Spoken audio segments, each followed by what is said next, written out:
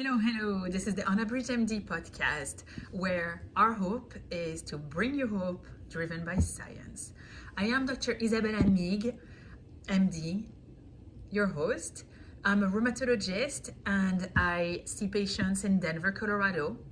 And if you are looking for a rheumatologist that can help you achieve remission while caring so much for you, I am she.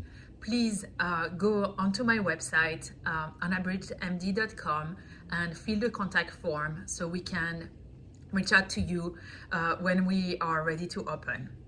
And today, I had such a fun conversation with an allergist called Dr. Wada that I thought that instead of creating a whole new podcast episode, I would just share this really wonderful conversation. You will see in this conversation that we are talking about the type of care that we want to provide. I go into why I have decided to leave my institution that I used to love and I still love, and why I think that the care that I want to provide in Unabridged MD is the care that I believe is the care of the future, and the care that can provide the best for my patients. So please listen, don't hesitate to comment. And as usual, if you know someone that would benefit from listening to this episode, do not hesitate, share it with one person at least. It will support me, but it also and mostly will support that person. You never know. Maybe they do have gout, maybe they have osteoporosis, maybe they have rheumatoid arthritis. Anyway, think of them. Again, so I'm Dr. Isabelle Amigues, and this is Unabridged MD. Have a wonderful day. Welcome everyone back to this episode of the Crunchy Allergist podcast, as we talk about all things allergy, autoimmunity, and anti-inflammatory living. And I think there's probably no better guest that fits that whole paradigm. Dr. Isabelle Amigues, she is a physician scientist with a specialty in rheumatology. She trained both in France and at Columbia in New York City. And now she's based out of Denver, Colorado. She is the author of multiple book chapters and scientific articles in rheumatology. But at age 40, really in the midst of a lot of upheaval in her personal life, she was diagnosed with stage 4 metastatic breast cancer. It was really with that circumstance that a timely meeting with a non-traditionally trained practitioner taught her a different approach to disease. Since that time, she's experienced the power of meditation and visualization, energy healing, and love. And it's her journey through cancer that inspired her to learn more about these alternative methods. Now she's studied many of them and has integrated them into her own practice of medicine. And she has a fabulous podcast of her own, which I encourage you all to check out. I'll link to it in the show notes, but it's called Unabridged MD, that you can find in all the places that you listen to us. Thank you so much for joining us, Dr. Isabelle. I am so excited to finally connect, and welcome. Thank you so much for having me. It's such a pleasure to talk with you and with your listeners. I love your work, and so it's a real honor to be here. Can you share a little bit more? Certainly shared a little bit of a snippet about your journey in your bio, but tell us a little more about your journey. How did you end up where you are now? Yeah, that's a very good question. Thank you for asking this question. So you said it, but basically I was just a few months before turning 40. It just hit me. I had finished my 2 trainings in medical school and residency number 1, residency number 2, fellowship 1, fellowship 2. And I had moved to Colorado and I loved Colorado. But suddenly I just felt sad. And I think I was burnt out in the sense of I didn't feel like I had autonomy. I didn't feel that like being a doctor. I had always dreamed of being a doctor and I love what I do. But there was just no sense. There was no sense in my research. There was just no sense. So I turned 40 in the middle of a big snow. We called it a snowmageddon. So I didn't actually get to do anything for my 40th birthday. And it was this epitome of this is how bad I feel. I was really depressed. I would cry for no reason. It went really fast.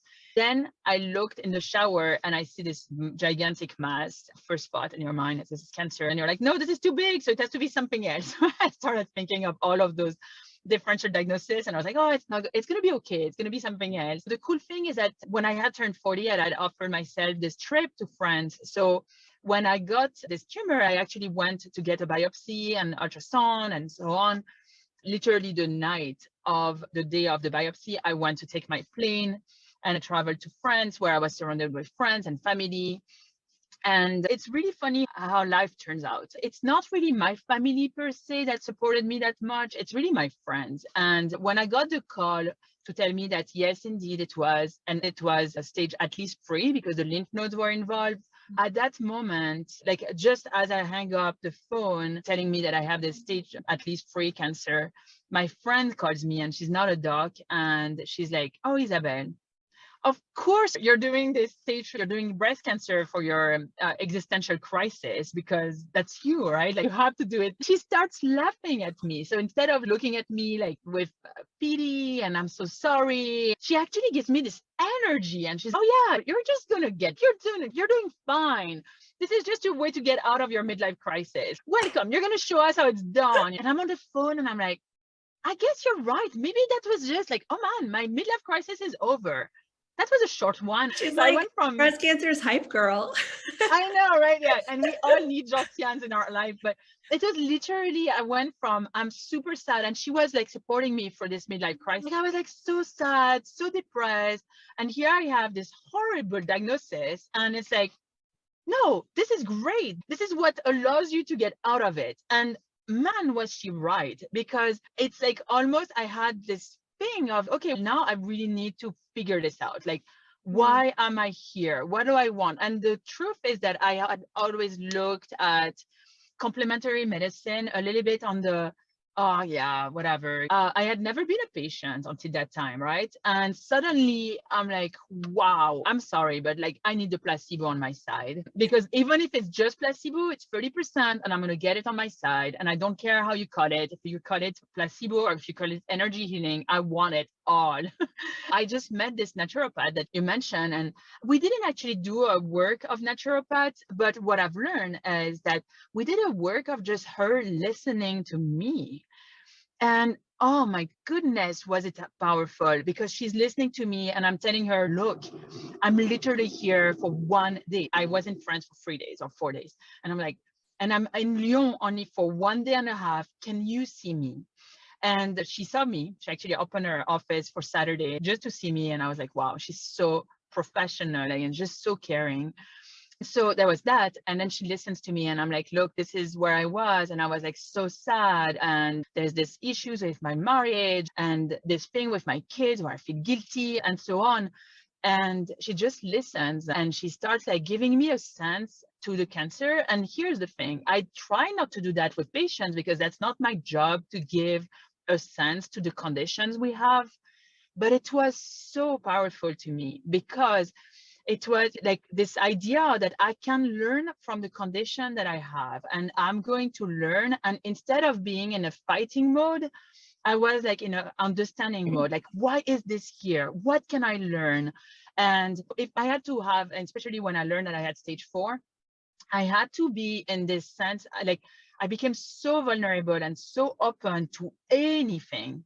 And I was like, okay, I need to learn. It doesn't mean that I'm going to have charlatans taking care, like taking advantage of me. Like you still have your boundaries, but learning as much as I could from my condition was like where I went. And it was super powerful because instead of seeing the cancer as an enemy, which is literally how I used to be as a physician, I would see the conditions. You would see the conditions as like enemy, like exactly fighting mode, and we've got to fight this. You're like, hey, is there a way that you can come up with just being at peace with your body and like understanding that you're working with your body and that your body is telling you something? And in fact, at that moment, I was like, funny, stage 3 cancer, I don't think I would have listened to my body as much, but like stage 4, oh my God, it had my attention, like my full attention.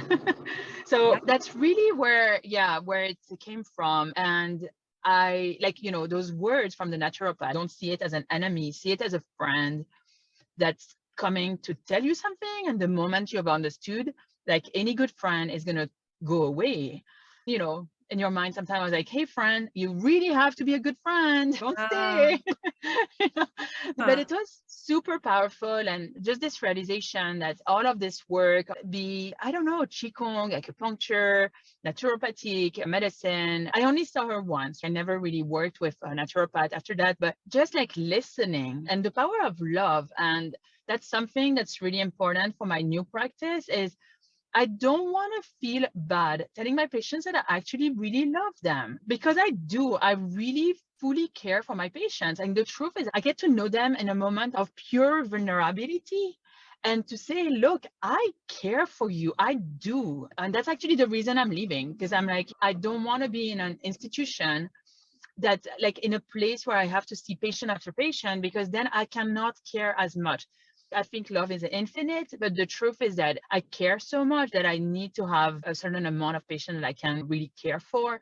That's how I see it. And I want to be able to say how much I care for my patients, because I do, because I really do. And I think that there is a huge amount of, how do you call that? Like caring for your patient really allows the patient to get better, because you're empowering them. You're basically saying, hey, look, I really care for you. Don't ever feel that you're bothering me, because you never bother me. Even if you're asking me, hey, there is this side effect. Is this side effect? Am I being anxious? Yeah, I'm here to reassure you. That's my job, to reassure you. So yeah, it's really changed my practice of medicine, because I've just realized, I was like, wow, I was just a technician. I wasn't. I think I was starting to be that way anyway, but it just tilted me over. So yeah, that's in a nutshell the transformation of me as a physician.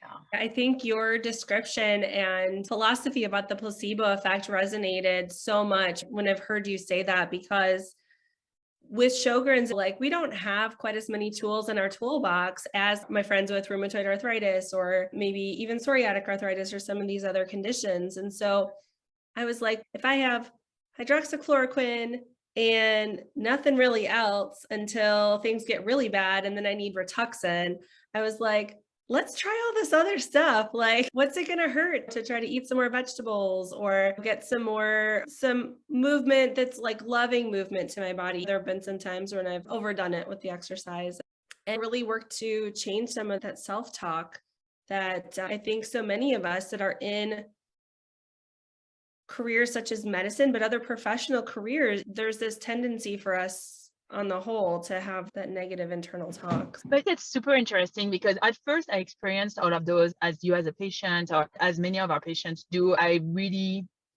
just experienced them. I had this battle in my head, which is like left brain. One friend actually made me realize, because I was talking and I was like, there's this voice telling me that this is BS, this is not real. But I'm like, but it's working. And she's like, you do realize that you're actually putting your hand next to your left brain and your right brain. I was like, oh my gosh. And so I had this fight. Like, I would be sitting, like lying down on I don't know, I did Reiki once, and I did a lot of Qigong, energy Qigong, right? And I would be like in my head, and I was like, this is not real. And my other brain would be like, yeah, but it's making you feel so good. And so there was that. And then the other thing is that then I experienced it and all this. And then once I was doing less of it, but having more time to learn about it, I started looking at studies, and there is a ton of studies on visualization, on diet, like on nutrition with whole food plant-based. There's a ton of studies. There's a ton of studies on not like exercise and so on. And you're like, okay, well, I can stop talking about this, because I could say that this is not in my lane, but like my lane is to help my patient empower themselves and help my patient get better. And yeah, it's easy to say, hey, take Plaquenil.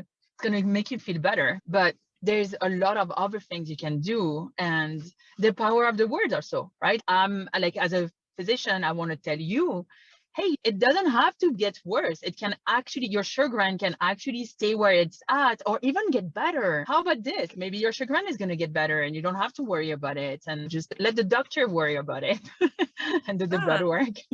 Yeah. But there are studies, like the power of the words. There's studies on how if you tell a patient certain words, they're going to, not do as well, and so on. And I think that It's super powerful. What we say to the patient is so important because it takes a lot to be against the doctor, right? It takes a lot to be like, no, I'm not going to listen to this. And so, yeah, our words have to be affirmative and really positive and very supportive and empowering, right? I'm telling you, like affirmations, like that's the only one I haven't looked, but I'm sure there's studies. But visualization helps people who have rheumatoid arthritis, that's the one I've looked at, have less need for medication and they get better.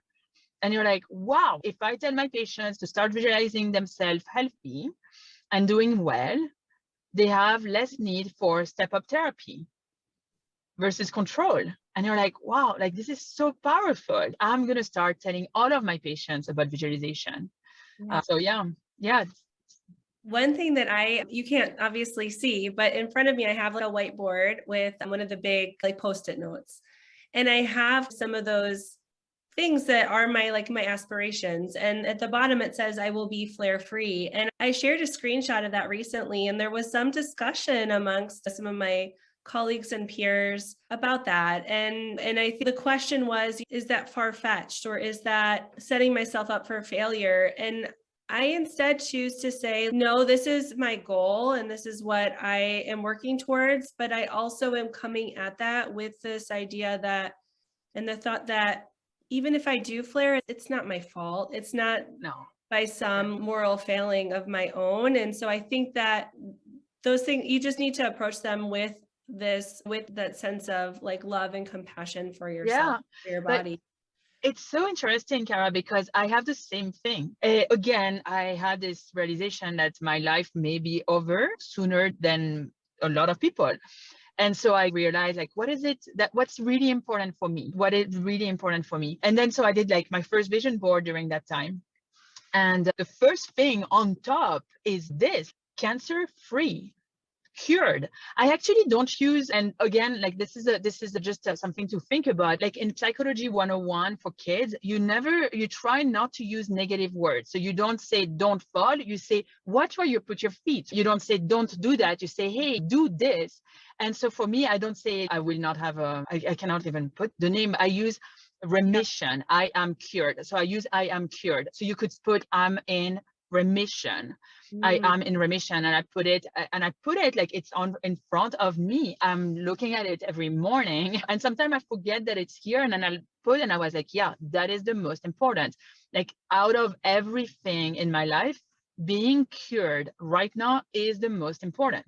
And I will make sure that's what my life is going for, right? So I'm going to make sure that my diet is good. I make sure that I do visualization. And that's still the most important thing. Look, I looked at this because I like to do things, and I'm a nerd, so I look at things scientifically. The truth is that people who are highly successful, people who are high athletes, Olympians, and very successful, what do you call that? The people, I'm thinking of violinists, but performers, they all do visualization. They all do it all of the time. And they visualize themselves in that position of success. And if we use that, and like I was looking at a documentary about this, like how you're doing a ton of visualization, like Michael Phelps used a ton of visualization so that you're in that mind flow, you're in this thing. I really believe that if they do this in sport, in orchestra, like a music, in business, that there's no reason why it doesn't work also in medicine. The thing, though, is that you probably have to be sure that you're not freaking out about the flare, that you're not freaking out about the relapse. And so that's like something that I work on all of the time.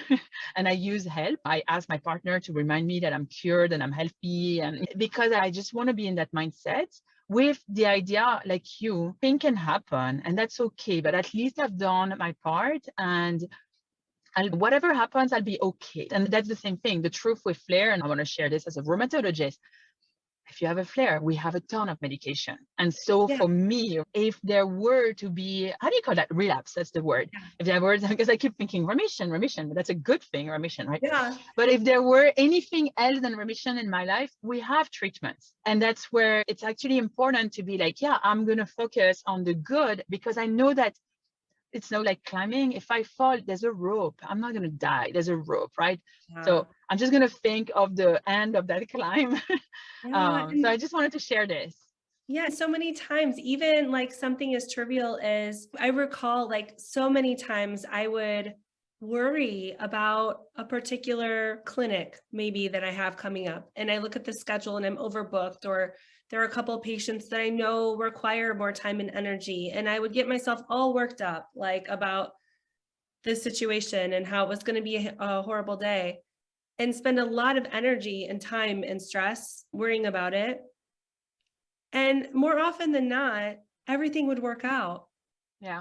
It would be fine. And I'm like, I just got myself in all sorts of like catecholamine, Yep. all the things, stress hormones for no reason. And I think that's what kind of finally resonated and clicked of like, why? Just, it will work out. Just keep chugging along and working on recognizing those thoughts and just, oh, that's the silly brain being silly again. Yeah. But it's interesting. I think a lot of our work with patients is to do exactly that, which is, hey, we're here to make sure that you live your best life. And a lot of the time, I realize like a lot of my patients the first time, and they are so worried of what could be like, no, don't worry about that. Worry about, I want you to get to 100%. That's really where we're going, 100% improvement. And suddenly they have eyes and like, what?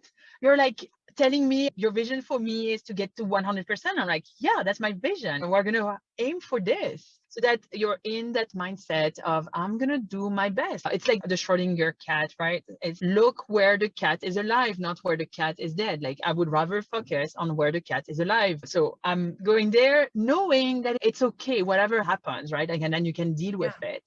Yeah. But worrying in advance, most of the time, especially in health, doesn't actually help. The doc is here to make sure that we prevent things. Sjogren, we do a ton of blood work just like once a year.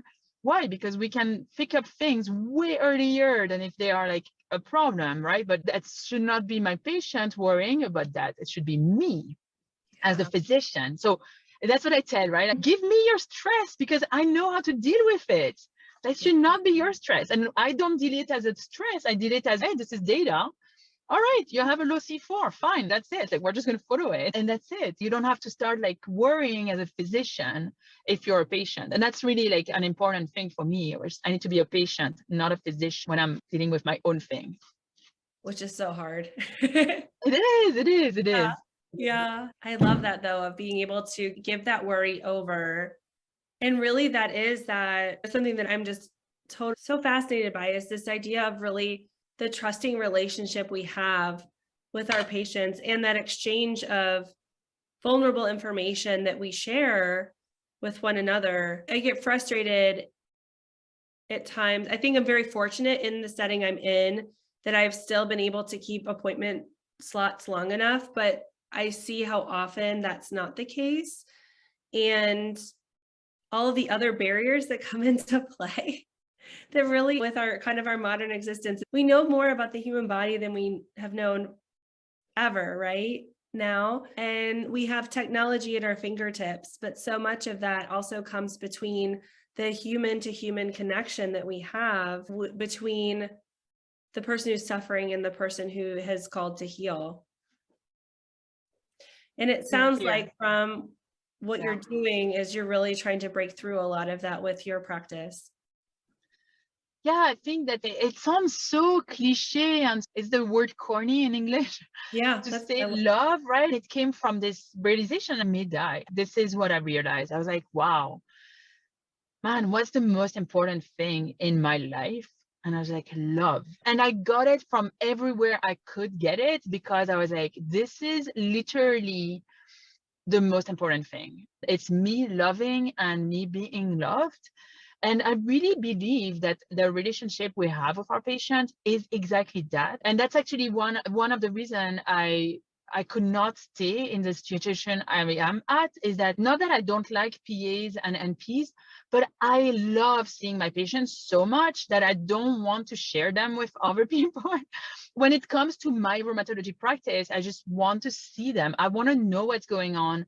And I'm just not at a level where I want to share. Like, if I could see them often enough, yes, maybe, but like I just felt like I was seeing them once every 7 months or once every year. And I'm missing that part of the care that I can provide, because it's a two-way thing. I get something in return. Like, I'm doing this as a passion. I continue to be a doctor throughout chemo and radiation therapy and surgery. I never stopped. And because it feeds me. And the moment you realize, yeah, there is love. And the truth is that sometimes we have patients that don't like us and we feel it, right? And you're like, why not? But at the same time, you're like, it's okay. Maybe they like someone else, and that's totally fine, because I know that like the care that I can provide is better if they love me and if I love them. But I use that word, and I really think it's so important to realize that, because, you know, our books, our science, it's like, how often do you hear a dog saying that I love you? Like, I don't know, very little actually. It's almost we're asked not to have feelings when we see our patients, but come on, we are human beings and we all have feelings. When you look at a medical student, they are so much more loving than a huge amount of attendings. I think the burnout comes from there. You're burnout because you are basically being asked to stop loving. Yeah. I don't know, maybe it's corny. It's just, that's what I think. Oh my gosh. I don't remember if it was maybe in my 4th year or intern year, but I got not really reprimanded, but people telling me like, you're spending too much time with the patients, you're caring too much. I hadn't thought about that in a long time.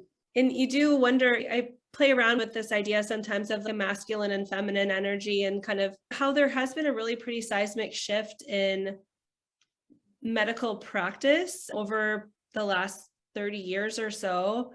And I guess my hope is that maybe with female presence, that maybe we will be able to embrace some of those traits that are thought of as more feminine. I don't know. I've never seen it like that. That's actually very interesting. Because the way I see the best practice, I keep thinking of the old dogs that I used to see when I was a kid, and they were really old. And the truth is that one of my mentors right now is 80, now he's probably 86. Super, super smart, former pediatrician. And he's the one who actually taught me about this loving relationship within the patient and the physician. And I was like, wow. And at first I was like, no, it cannot be just love. And then I realized he's right. He's so right. And the truth is that he's a man. He's a man. And when you think of all those old doctors that used to take care of a whole village and all this, they were men a lot. So I don't know that it's a masculine, feminine. What I wonder is if women are not embracing this love that they have towards their patients because of whatever reason, right? And so you're not being true to yourself. And because you're not true to yourself, you don't provide the best care you could, both for your patient and for yourself. Because every time you heal someone, you're healing yourself too. Yeah. And that's a big alignment with your values. Yeah, that word, alignment. I like that word. But yeah, if you are true to yourself, yes, you do want to hug your patients. Oh, that's missed so much this last couple years. Oh. Yeah. Oh, I've done it again. Because I'm like, it's mostly. I'm like, you know, okay? Yeah, of course I asked, but yeah, I'm like, oh, I have a mask on. They have a mask on. I can hug. It's okay. At least I hope. But yeah, no, it's a really fascinating. I think we are at a crossroad, and I don't know if it's just me seeing it more, and that again comes from the visualization. The more you're visualizing, the more you're seeing. But I think that's what we're going to see. We're going to see there's more and more doctors that are burnout. And one of the reasons for burnout is that you lose the sense of where you were doing things, or there's no sense, or you have no autonomy. And I'm seeing this where we're just going to start doing what we feel is right. And I think in a way, COVID was this initiation, just, yeah, I'm going to do what's right for me, because ultimately that's the most important. Like, it's on vision board. Number one is you. Number one is me. And that's absolutely fine. You need to be caring for yourself, and then you can care for others. I think I'm actually super optimistic. Same thing than with the cancer. The cancer was the bottom, but it allowed to get out and get in a better place than where I was before. And oh boy, is it such a better place. And I think it's the same. Like, we're seeing a lot of burnout, but it's going to lead to better care. It's going to lead to, I think, physicians realizing why they are here for, getting back in alignment to what their goals are, and just, I think, loving what they do, what we do. Yeah, I think so too. And I think patients are realizing that as well. And seeing there's a lot of discussion in the chronic illness autoimmune community about this role and the discussion of medical gaslighting. And one of my interests in the clinic and with trainees is, where do we see like it go awry? The medical students that we've worked with, like, they are so bright-eyed and bushy-tailed, and like they are like wanting to heal the world. And it's not too far along after where you see rates of depression, anxiety, suicidal ideation, all these things skyrocket, especially as they get further into their training. One of the first things we know is you lose your empathy for others. Yeah. And so where can we turn that around? And it's that human to human connection. Yeah, that's so true. Yeah. I feel like we could talk for hours. Yeah. No, for sure. If someone were looking to establish care with you, where can they find you? Where do you see patients? Oh, thank you so much. Yeah. So I'm UnabridgedMD in rheumatology so far, because I have this big vision and it's going to happen. It's on my vision board, a holistic practice with energy healing and movement and nutrition and community, because it's a huge deal for me to have a community. So we actually created a community here where we're starting to create a community. But yeah, for the medical care, so on UnabridgedMD.com, there is a contact form in there where I would love for anyone that needs a rheumatologist to put their information so I can get them on the wait list. And then I can get to see them from January to March. It will be telehealth. And then after that, it's going to telehealth, so video. And then after that, it's going to be brick and mortar or telehealth. It's going to be like starting in March. And I have this podcast on UnabridgedMD where I talk just about health, a little bit about rheumatology, a lot about mindset, because I think that health is a lot about mindset, and just having guests like you, super, super cool guests. And yeah, I think that's it. So far, I'm licensed in Colorado, Wisconsin, Michigan, and I'm going to see if I can do a little bit more around Colorado, just because there's very few rheumatologists. I feel as a rheumatologist personally, like my job is to listen a lot. And I'm a very good diagnostician. That's probably because of the Jewell training in France and in the US. But I usually have a pretty good sense of what's going on, and I can make a diagnosis. I want to say 90% of my diagnosis is made just on listening to the patient, and then 5% exam, and then 5% over test. The goal is to allow a lot of people to come to my clinic. And my goal, and I'm going to put it out there, so it's there, my goal is I'm not going to take insurance, but my goal is at one point to have enough in the practice to take scholarships patients, so that even those who cannot necessarily afford the fees, they can still be seen, because in a way, the community is allowing that. So yeah, I talked a lot about it, but it's just because it's such a beautiful vision. So yeah. Oh, and please, if there's anything I can do to help support that, I think that's the paradigm of care that it just makes me like really excited about where medicine's going. And a lot of folks in the community that you and I connected through, that there really is a movement for taking back medicine and really taking those elements of what it used to be, but making it even better than that.